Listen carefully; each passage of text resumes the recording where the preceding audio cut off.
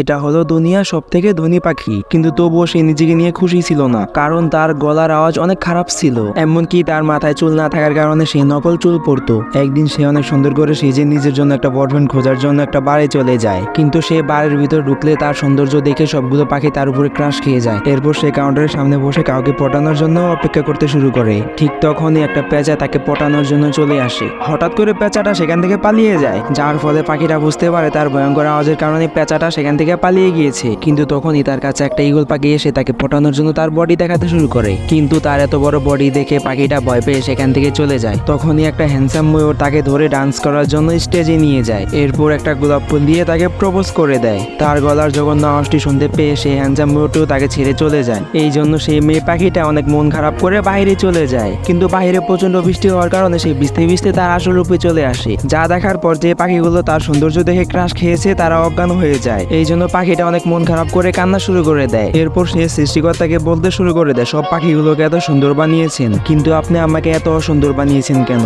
কিন্তু তখনই সেই হ্যান্ডসাম ময়ূরটি এসে তার পাখা দিয়ে ঢেকে বৃষ্টি থেকে বাঁচিয়ে দেয়। এরপর ছেলে ময়ূরটা বলে, আমরা দুজনই একই রকম, কারণ আমাদের দুজনের মাথাতেই চুল নেই। আজকে থেকে আমরা যেমনই আছি তেমন করে দুজন দুজনকে ভালোবাসবো।